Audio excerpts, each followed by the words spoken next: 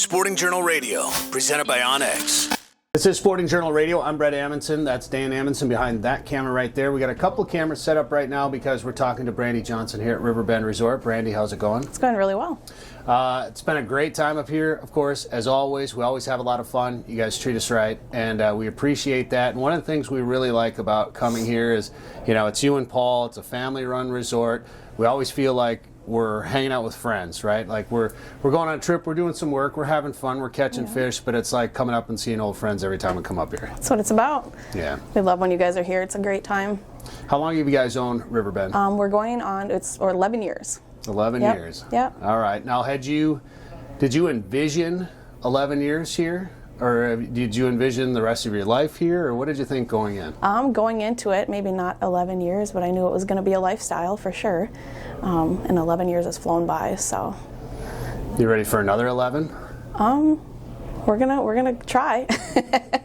Now, you grew up in a resort family.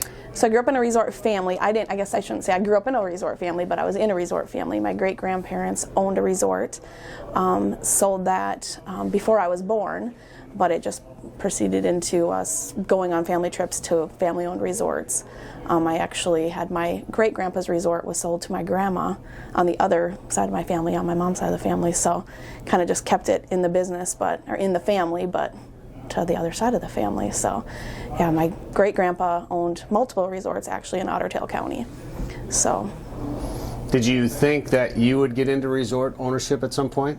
I didn't. I knew we wanted to own our own business or be our own bosses, but I never thought we would go down the resort path. Because Paul's family has some history in the resort. He does, yes. Business. His grandparents owned a resort for 32 years on Rush Lake, which was actually right down the road from my great-grandpa's resort. So we obviously were not born at that time, but I was not.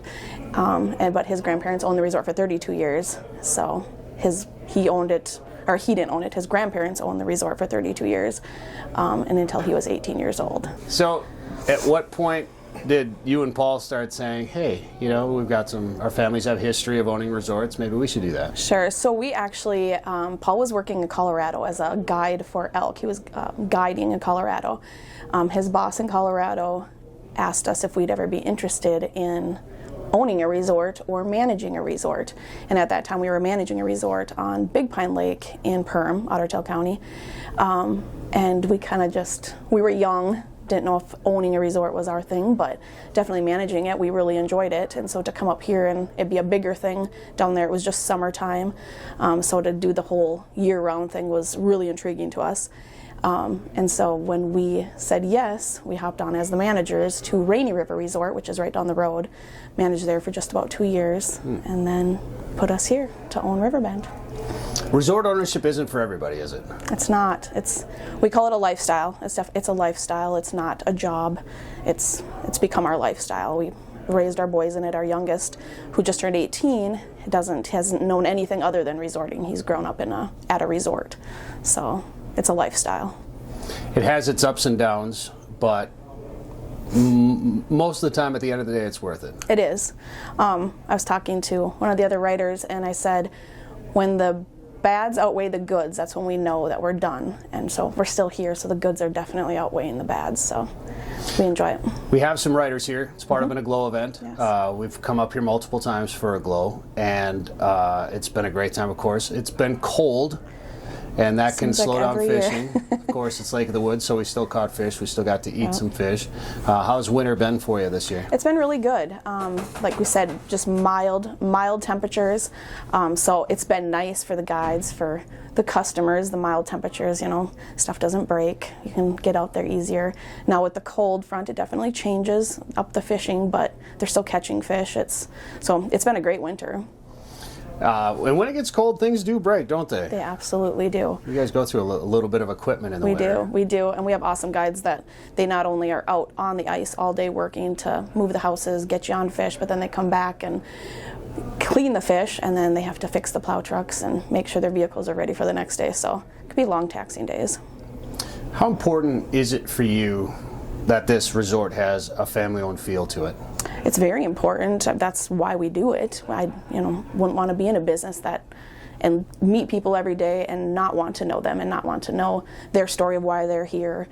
that's why we do it. We have our family, we have raised our family in this business, and we like to see families that come here for, we've had it for 11 years, and we have people that have been here all 11 years.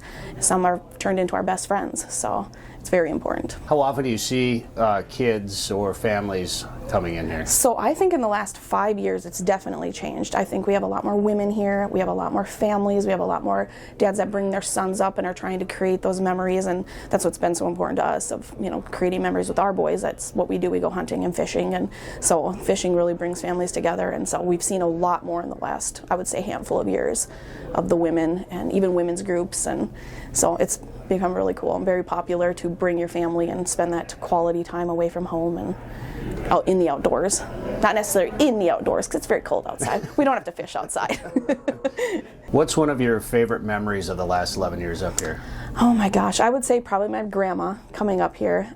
My grandma has been a fisherman her entire life. I really believe that's why our family was really into fishing, is she loved to fish. She loved to summer fish, she loved to winter fish, she loves ice fishing.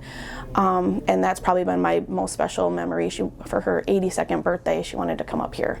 And so it was her first time that she actually got to see our resort, and it was very special. A lot of tears were shed that she was finally here. And she just died a short 2 years after that. So it was really cool to get her up here, see what we do. She grew up on a resort, so that's where she actually met. My grandpa was on her family's resort. So it was really special to have her here and just for her to experience this, of what we do, and it brought back a lot of memories of her growing up at her resort. It was only a summer resort, but it was still where they had customers coming and meeting friends, and she's had friends, her entire life that came to her father's resort, so it was pretty special. Did she just sit back and enjoy it, or did she say, this is the way we ran our resort? She would give us a lot of tidbits. I always joke that in the beginning when we started this, I did all the laundry. We have since went to a laundry service, which I love, but she was the one that taught me how to, fold the queen size sheets, and she learned it, from her parents at the resort, and so she always brought all those little memories up. But when she was here, my dad and my uncle were here with all of our cousins, so it was really cool. She wanted to stay in the cabin for the day while we went fishing. She was out there fishing with us, and it was I think she probably caught the most fish because she was concentrating and showing us how to do it, so it was really cool. That's great. Yeah. All right, Brandi, thank you very much. Hear more at sportingjournalradio.com or wherever you get podcasts. Live Target, the leader in Match the Hatch, is back with new lures that also match the action. Introducing the Live Craw. The Live Craw is irresistible to bass, walleye, and other freshwater species. FTech's winner, the Ultimate Frog, looks and acts just like a swimming frog. With an exposed ultra-point mustad hook and replaceable legs, the Ultimate Frog has 2 styles, 2 sizes, and 8 colors. And iCast and FTech's winner, the Live Shrimp, mimics a fleeing shrimp for saltwater anglers. Coming soon from Live Target.